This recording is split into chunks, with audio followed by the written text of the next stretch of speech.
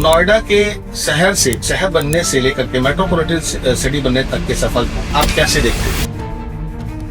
Basically Noida 1976 के अंदर स्थापित हुआ था। आप जेवर एयरपोर्ट ऑपरेशनल में बहुत ही सफल हुए, उसके बाद आप क्या देखते हैं जो नोएडा की जर्नी, गौतम बुद्ध नगर की जर्नी कहाँ तक पहुंची? आने वाले समय के अंदर अगर हम बात करें जेवर एयरपोर्ट की, तो जेवर airport itself is gonna be one of the biggest airports in all over India. Yamuna पे प्लॉट्स के रेट कहाँ तक जाएंगे, क्या सही समय है इन्वेस्ट करने का? और नोएडा एक्सप्रेसवे पे जो प्रोजेक्ट आ रही है अल्ट्रा लग्जरी की, उसके बारे में आप अपने 3 नाम बताएं।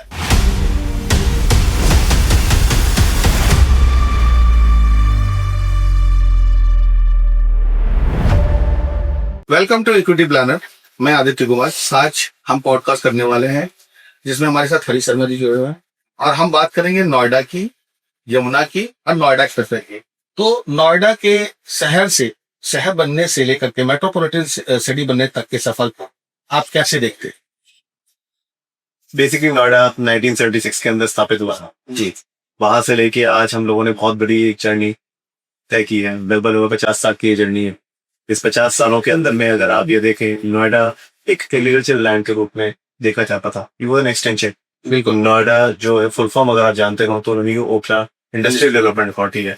यहाँ पे बेसिकली जितने भी ओखला के अंदर में स्पेस की कमी, दिक्कतें इंडस्ट्रियलिस्ट को आ रही थी, उसको एक्सपेंशन के रूप में देखते हुए नोएडा को स्थापित किया गया। बिल्कुल। नोएडा एक इंडस्ट्रियल सिटी के तौर पे स्थापित हुआ था। It was never residential, it was never IT, कभी भी फोकस नहीं था नोएडा के अंदर। अगर आप देखें तो फेजेस के अंदर में मैक्सिमम जितना भी जोर दिया, लगभग 20 साल के पहले चरण के अंदर इंडस्ट्री को दिया गया था। जी। धीरे धीरे जैसे इंडस्ट्री आई, उसी तरीके से रेजिडेंशियल के अंदर भी डिमांड आनी शुरू हुई। उसके बाद रेजिडेंशियल सेक्टर्स बने।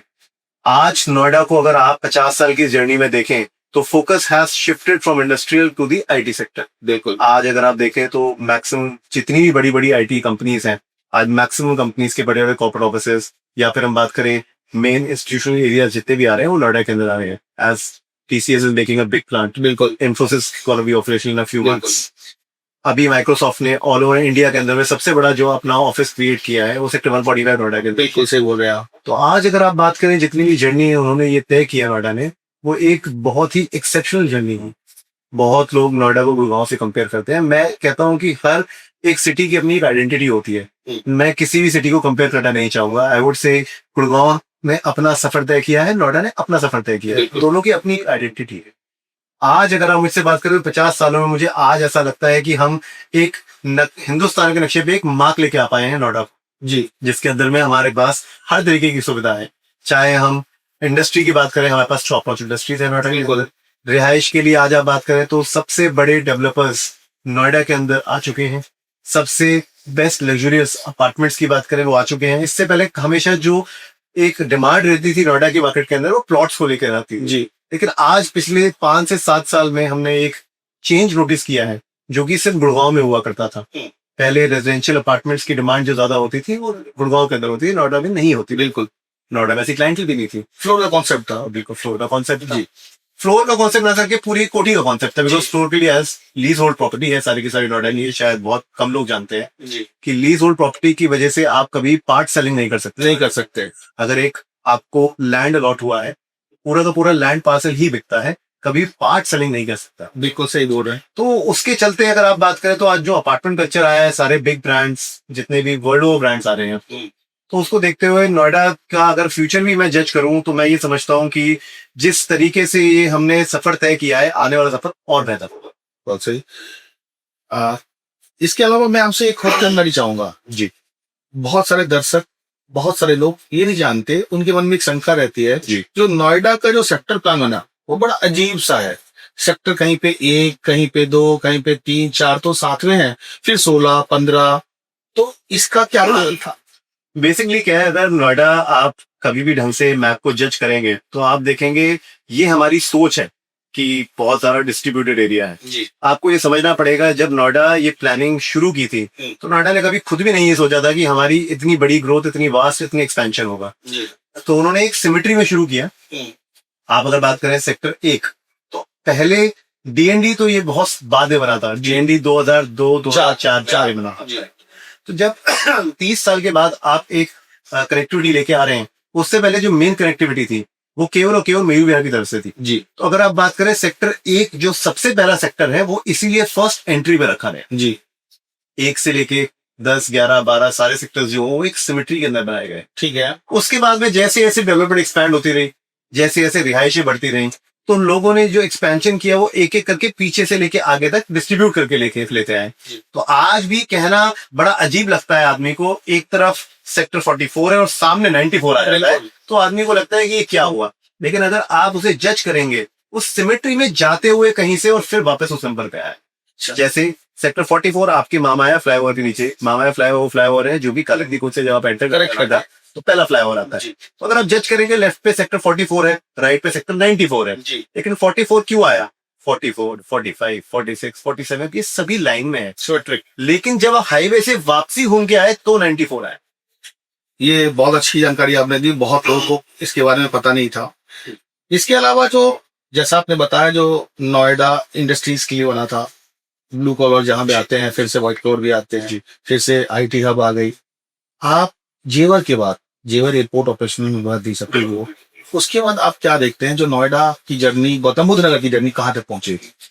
गौतम बुद्ध नगर अगर आप बात करें तो अगले 20, 25, 30 साल के लिए एक वो बढ़ता सितारा है हिंदुस्तान का, जिसके अंदर में आज लोग अगर बात करते हैं, मिथ है, एक कस्टमर से अगर आप पूछेंगे नोएडा के बारे में या ग्रेटर नोएडा के बारे में या फिर यमुना एक्सप्रेसवे के बारे में, तो लोग ये कहते हैं कि यार इतना जंगल खाली पड़ा हुआ है, इतनी जमीनें खाली पड़ी हुई हैं, अभी तो बहुत कुछ होना है। जी बहुत कम लोगों को ये बात पता है कि हमारा जो लैंड मास है वो बहुत ही सीमित है। जी नोएडा के अंदर अगर आप जंगल भी देख रहे हैं तो वो जंगल धीरे धीरे क्लियर होते हुए ऑलरेडी लोगों को अलॉटेड है, वहां पे डेवलपमेंट्स आनी है और बहुत ही सीमित चीज है। आज नोएडा अथॉरिटी के पास बहुत ज्यादा जगह नहीं बची हुई है। ये सभी लैंड जो आप खाली देखते हैं वो ऑलरेडी बिकी हुई लैंड्स हैं, उसके अंदर में डेवलपमेंट्स आनी बाकी हैं। ये नहीं है कि अथॉरिटी के पास लैंड है, अथॉरिटी ने कुछ करना, इट इज ऑल्सो। उसी तरीके से ग्रेटर नोएडा हुआ, उसी तरीके से यमुना एक्सप्रेस पे हुआ। आज बहुत सारे लोग नोएडा से अपनी जर्नी तय करते हैं आगरा की, जब जाते हैं तो उनको ये लगता है कि लेफ्ट राइट देख के तो बहुत वास्ट एरिया है। आप लोग बड़ा ही शौक होंगे ये सोच के और ये समझ के कि यमुना एक्सप्रेसवे का जो एरिया है वो नोएडा से भी छोटा है। अच्छा, जो यमुना अभी अपनी डेवलपमेंट जिस फेज के अंदर कर रही है, अगर लैंड मास में उसे आप कंपेयर करेंगे तो वो नोएडा के बराबर भी नहीं। नोएडा बड़ा है अभी, अगर आप एरिया वाइज आते हैं। बहुत बहुत अच्छी जानकारी आपने दी। इसके अलावा मैं आपको जानना चाहूंगा, हमारे दर्शकों ने पूछा है, जो आप ना आज सिर्फ हाई एंड प्रॉपर्टी की बात करते हैं, अल्ट्रा लग्जरी प्रॉपर्टी की बात करते हैं, वो अफोर्डेबल कॉन्सेप्ट जो खत्म हो चुका है मार्केट में। अथॉरिटी ने फिलहाल मुझे नहीं लगता 3-4 सालों में पिछले कोई 2 BHK के लिए नक्शे पास कराने की कोशिश करी होगी। हाई राइज का कॉन्सेप्ट बढ़ता जा रहा है, तो उन मिडिल क्लास लोग जो अफोर्डेबल के कॉन्सेप्ट पे अपने प्रॉपर्टी को लेना चाहते थे, उनके लिए क्या गवर्नमेंट प्लान कर रही है और गवर्नमेंट क्या नई सब्सिडी का प्लान कर रही है? गवर्नमेंट बहुत ही जल्दी स्कीम लेके आने वाली है यमुना एक्सप्रेसवे के अंदर, जो ये 2 BHK, 1 BHK, HIG, MIG जिन्हें हम कहते हैं, वो फ्लैट्स अलॉट करेंगे और उसको खुद बना के डिलीवर करेंगे। और आज बेसिकली क्या है कि एक मिडिल क्लास या फिर हाई एंड अपार्टमेंट्स की जो हम बात कर रहे हैं, वो कॉन्सेप्ट बहुत चेंज हो चुका है। जी, मैंने जज किया है पर्सनली कि कोविड के बाद में हर इंसान जो अपने घर रहा, उसे ये महसूस हुआ कि मेरे को अपने पर्सनल जीवन के लिए एक एरिया थोड़ा बड़ा, कम से कम जब मैं जहाँ रहता हूँ उस स्पेस थोड़ी बड़ी होनी चाहिए। 2 BHK के कॉन्सेप्ट अगर आपको याद हो 2010, 11, 12, 13 में बहुत चलते थे जी, लेकिन वही वो लोग हैं जो पहले 2 BHK लिया करते थे। आज उनकी फैमिली बड़ी हुई है, उनको डिमांड थोड़ी बड़ी महसूस हुई है, तो उन्हीं लोगों ने स्विच किया है, चाहे वो 3 BHK में किया हो, चाहे वो 4 BHK में किया। सेकेंडली मेरा ये मानना है कि जितनी भी चीजें आ रही है, आपने कहा मैं लग्जरी की बात कर रहा हूँ, बहुत सारे दर्शक ये सोचते हैं कि भाई इतनी सारी लग्जरी आ रही है। पहले नोएडा के अंदर एक एवरेज प्राइस पर स्क्वायर फीट फ्लैट की अगर हम बात करें तो लगभग 4,000 5,000 स्क्वायर फीट का एवरेज प्राइस। बिल्कुल। आज अगर हम किसी भी कस्टमर से बात करते हैं तो कस्टमर बड़ा शॉक होता है जब हम फोन पे से बताते हैं कि 20,000 रुपए की भी चीज आ चुकी है, 30,000 की भी चीज 30,000 रुपए की चीज आ चुकी है। तो आदमी कहता है कि भाई ऐसा क्या हो चुका है कि आज ये चेंजेस आए हैं नोएडा के अंदर, प्लस लोगों को ये लगने लगा है कि भाई इतनी महंगी चीज कौन खरीद रहा हो। तो बहुत एक शॉकिंग स्टैट है कि आज नोएडा के अंदर में आदमी कहता है कि बहुत ज्यादा फ्लैट आ गए हैं, लग्जरी फ्लैट्स आ चुके हैं, इस प्राइस ब्रैकेट पे कैसे लेंगे हम। और लोग ये कहते हैं भाई इन्वेस्टर्स ले लेते हैं, पहले दिन प्रोजेक्ट सोल्ड हो जाता है, ये कैसे हुआ, इन्वेस्टर्स ने ले लिया। पर बहुत कम लोगों को ये बात पता है कि आने वाले अगले 5 साल के अंदर जो planning of Noida luxury apartments है वो मात्र मात्र 5 से 6 हजार फ्लैट लग्जरी सेगमेंट के अंदर में डिलीवर होंगे, जबकि डिमांड नोएडा के अंदर जो असेस की जा रही है अगले 5 साल के अंदर वो लग्जरी सेगमेंट में अलोन 15 से 20 हजार होने वाली। तो अगर आदमी दूर से देख के ये जज करता है, जैसे हर फील्ड के अंदर आदमी जो अपना काम कर रहा होता है उसको पता है कि वो किस नीश में काम कर रहा है, उसको पता होता है कि डिमांड क्या है, सप्लाई क्या है। उसी तरीके से जिस तरीके से हम लोग रियल एस्टेट में काम करते हैं, ये मेरा एक्सपीरियंस है, ये हमारी एक सोच है, जिस तरीके से हम देख पा रहे हैं कि आने वाला फ्यूचर नोएडा के अंदर में बहुत बहुत यूनिक होने वाला है। गुड़गांव से हम कंपेयर करते आए हैं, गुड़गांव से आज मैं बस एक छोटा सा कंपैरिजन इसके अंदर करना चाहूंगा। नोएडा अगर आप जाते हैं गुड़गांव के अंदर में DLF क्रेस्ट करके सोसाइटी है, बिल्कुल है, DLF is a big builder. बिल्कुल DLF क्रेस्ट के अंदर में आज जो रीसेल प्राइसेस चल रहे हैं approximately that is average around 50,000 rupees. बिल्कुल बिल्कुल। There is no birth to it, there is nothing unique about the location, फिर भी 50,000 रुपए स्क्वायर फीट। तो इसी तरीके से हम अभी भी नोएडा को ये समझते हैं लग्जरी सेगमेंट तो भी वहां पहुंचा ही नहीं है हम। तो जैसे अभी अल्ट्रा लग्जरी प्रॉपर्टी लॉन्च हो रही है जी, वो जेटअप हो, वो एलिसाब हो जी, वो एलएनटी हो, जी, काउंटी का नया प्रोजेक्ट आने वाला है जी 131 म्यूजिक, तो सबके साइजेस बड़े हैं। मेरा क्वेश्चन आपसे ये था, जो न्यू नोएडा को लेकर के गवर्नमेंट कहाँ तक पहुंची है और उसे कैसे विस्तार करने वाली है? देखिए न्यू नोएडा आप जैसे जानते हैं, न्यू नोएडा एक नया डेवलपमेंट एरिया निकाल रही है जिसके अंदर में Noida authority is taking over the complete land from there. Noida authority के पास इटसेल्फ अपनी खुद की लैंड खत्म हो चुकी है, वो इसीलिए गई है। मैं यही दर्शकों को बताना चाह रहा था कि नोएडा में लोग कहते हैं कि इतना खाली पड़ा हुआ है, अभी इतनी डेवलपमेंट होनी बाकी है। यस बाकी है, लेकिन not from the point of view of Noida authority. Noida authority का अब नया फोकस जो होगा वो न्यू नोएडा पे होगा जी और इसीलिए होगा कि नोएडा पे इटसेल्फ अपना पर्सनल लैंड मास खत्म हो चुका है। जी तो आज न्यू नोएडा के अंदर में चाहे वो सिकंदराबाद का एरिया हो गया, चाहे वो दादरी का एरिया हो गया, चाहे वो बुलंदशहर का एरिया हो गया, ये वो एरियाज हैं जिनको वो टेक ओवर कर रही है। ऑलरेडी न्यू नोएडा की प्लानिंग्स चालू हो चुकी हैं, नोएडा अथॉरिटी बहुत तेजी से उसके ऊपर प्लानिंग्स कर रही है। नोएडा अथॉरिटी बहुत जल्दी आपको सुनने में आएगा लैंड टेक ओवर करना शुरू कर चुकी है किसान से। ये एक प्रोसेस है नोएडा का। नोएडा ने हमेशा से कभी भी किसी भी बिल्डर को ये अलाउ नहीं किया है कि वो जाति किसान से अपने लिए डायरेक्टली लैंड ले, उसको लाके फिर नक्शा पास कराए। हमारा नोएडा इसीलिए एक हिंदुस्तान के अंदर में यूनिक एक क्षेत्र बताया जाता है क्योंकि उसकी प्लानिंग बहुत अच्छी है। नोएडा के अंदर में सबसे पहले नोएडा अथॉरिटी किसान से लैंड लेती है, किसान से लैंड लेने के बाद में पहले खुद डेवलपमेंट करती है, चाहे वो सड़कों का निर्माण हुआ, चाहे वो सीवरेज लाइंस हुई, चाहे वो किसी भी तरीके की डेवलपमेंट हुई उस लैंड के ऊपर, उसके बाद में बेचती है। इसीलिए आप देखते होंगे बहुत सारे शहर हैं इस हिंदुस्तान के अंदर, कहीं पानी बढ़ जाता है बारिशों में, कहीं कोई दिक्कतें आती हैं। हमारे नोएडा में कभी भी हमने ऐसी दिक्कत फेस नहीं की है, उसका बहुत बड़ा श्रेय जाता है नोएडा अथॉरिटी। इंफ्रास्ट्रक्चर हो गया। तो उसी के चलते मैं आपने जो सवाल किया कि न्यू नोएडा के अंदर, न्यू नोएडा आने वाले समय में और बेहतर मैं देखता हूं, बिकॉज कोई भी चीज आप आज देखें, देखिए पुरानी कंस्ट्रक्शन नई कंस्ट्रक्शन में फर्क क्या होगा? बिल्कुल यही कि वो नई तरीके से आती है, टेक्नोलॉजी टेक्नोलॉजी चेंज हो जाती है। तो I am seeing new Noida as a new development area जिसके अंदर में ऑल ओवर हिंदुस्तान की नजर रहेगी कि आने वाले टाइम में क्या होगा। जिसके अंदर में मैं पर्सनली जेवर एयरपोर्ट एक बहुत बड़ी अपने साथ जो विशेषता लेके आ रहा है, उपलब्धि है, हमारे पूरे क्षेत्र के लिए बहुत बड़ी उपलब्धि है। आने वाले समय के अंदर अगर हम बात करें जेवर एयरपोर्ट की, तो जेवर airport itself is gonna be one of the biggest airports in all over India. जैसा कि हमने अभी न्यू नोएडा के बारे में जानकारी ली, दर्शकों तक जानकारी बहुत अच्छी पहुंचेगी मुझे ऐसा लगता है। राया हेरिटेज सिटी की बात करेंगे आप, जेवर एयरपोर्ट आने से राया हेरिटेज सिटी कहाँ तक जाएगी, उसकी क्या प्लानिंग है, गवर्नमेंट कब तक उसे लेके आ रही है? देखिए जैसे कि आपको पता होगा कोई भी डेवलपमेंट रातों रात नहीं होगी, उसको अपना एक प्रोसेस है, चाहे वो गवर्नमेंट हो, चाहे वो हमारी इंडिविजुअल जिंदगियां हो, हम सभी चीजों को एक प्रोसेस में एक टाइमलाइन में देखते हैं। उसी तरीके से जैसे जेवर एयरपोर्ट आ रहा है, उससे हमने बात की कि नोएडा को क्या फायदा होगा। अगर आप मुझसे पूछे तो पूरे एरिया को, चाहे वो वृंदावन का एरिया हो, चाहे वो मथुरा का एरिया हो, even for Agra I would say, Aligarh भी एग्जैक्टली शहर भी, राइट, आसपास के जो देवी एरिया, इन सब में डेवलपमेंट आई।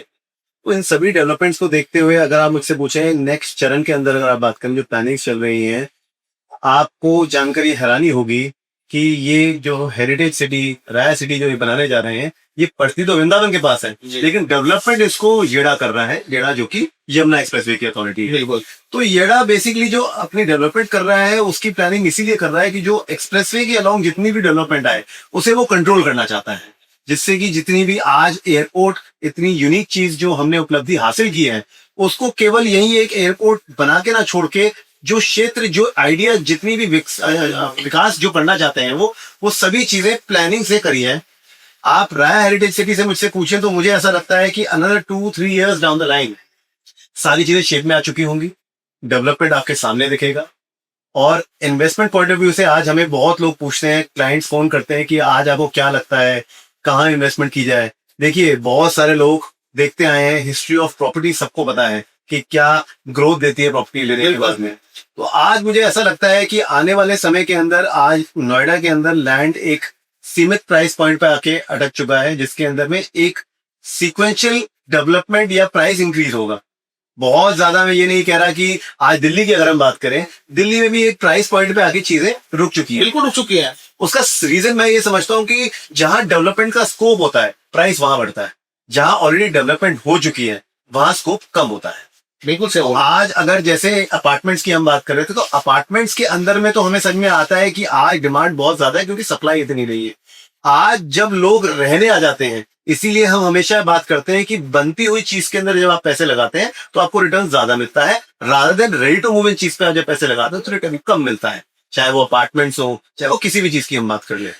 उसी तरीके से जब आप राया हेरिटेज या यमुना एक्सप्रेसवे के इस आसपास के एरिया में डेवलपमेंट में जब आप पैसे लगाएंगे, तो अभी वो डेवलप होना है, अभी डेवलपमेंट स्टेज पे है, डेवलप नहीं कहूंगा उसे मैं। तो वही आदमी अपने पैसे के ऊपर एक अच्छी रिटर्न कर सकता है, एक्सपेक्ट ले सकता है जी, प्रॉफिट बना सकता है, प्रॉफिट बुक कर सकता है।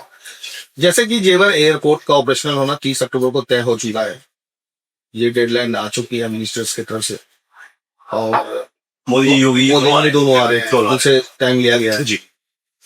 यमुना में जो प्लॉट्स हैं अथॉरिटी के जी। हम उसकी चर्चा करेंगे। मेरे हिसाब से यमुना अथॉरिटी एक ऐसी अथॉरिटी है जो 4000 स्क्वायर मीटर का प्लॉट लाने वाली पहली है अथॉरिटी। तो 4000, 2000, 1500 और 300, जी। आप इनकी रेट को कैसे बढ़ते हुए देख रहे हैं आने वाले समय में दर्शकों को, क्योंकि हमारे पॉडकास्ट को पूरे भारत के लोग देखेंगे और भारत के सभी लोग चाहते हैं इस बढ़ती हुई बहती हुई गंगा में बिल्कुल हाथ धो। तो आप बताएं प्लीज। बेसिकली देखिए, आज भी अगर हम यमुना एक्सप्रेसवे की प्राइस पॉइंट्स की बात करें, तो आज भी अगर आप एनसीआर के अंदर में कहीं भी प्राइसेस कंपेयर करना चाहें यमुना एक्सप्रेसवे लैंड की, तो आज भी सबसे सस्ती जमीन यमुना एक्सप्रेसवे लैंड्स के अंदर में है।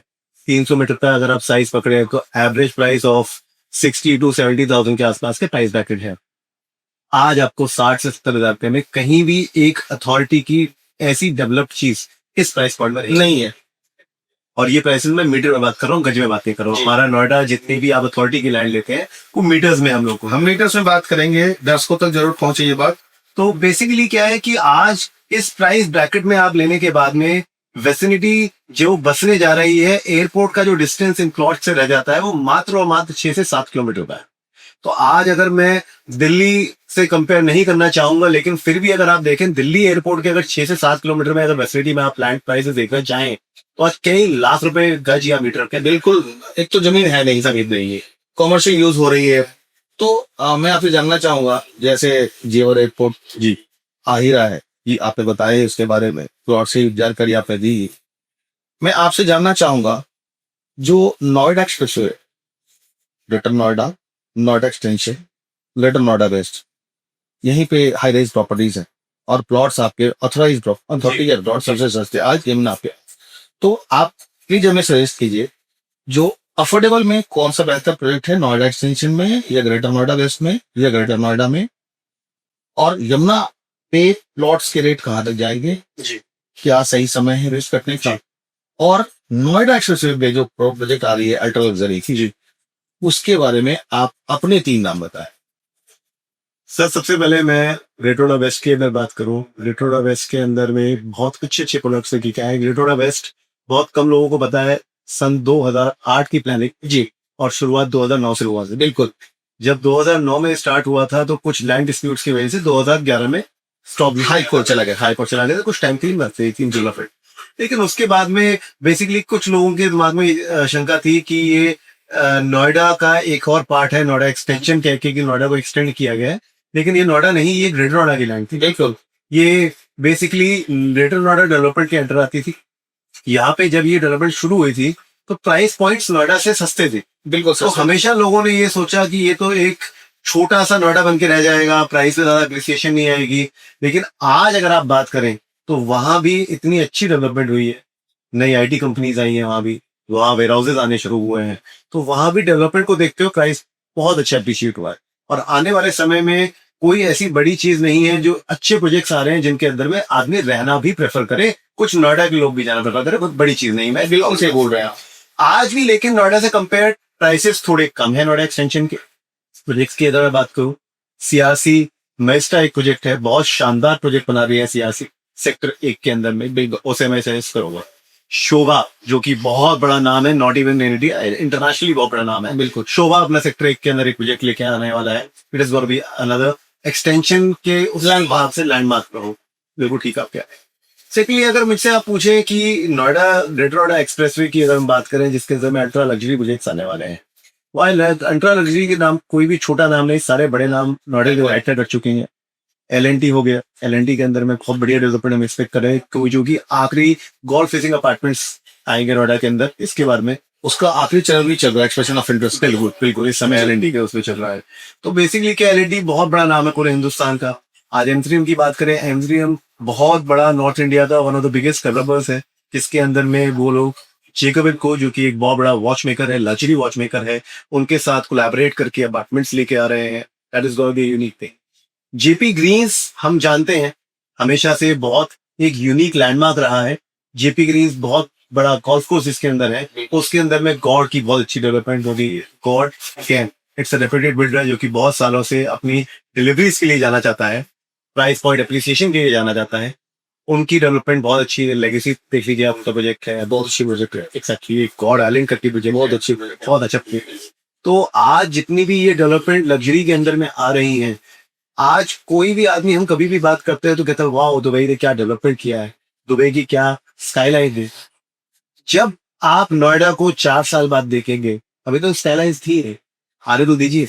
आप ये कहना चाहते हैं जो हम नोएडा में इंटर करेंगे मेरे यहाँ से जी, तो वो ग्लास के फसाड ऐसे दिखेंगे जो जैसा दुबई में लोग अभी फील करते हैं, मे बी बेहतर।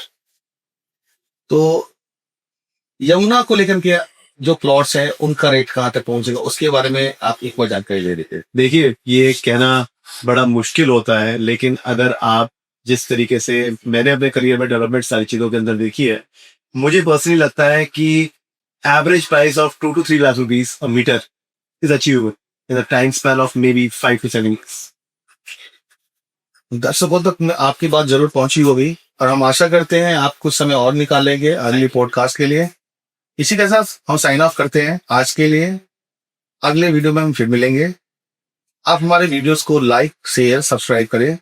हमारे यूट्यूब चैनल इकोडी प्लानट को जरूर सब्सक्राइब करें। थैंक यू, धन्यवाद।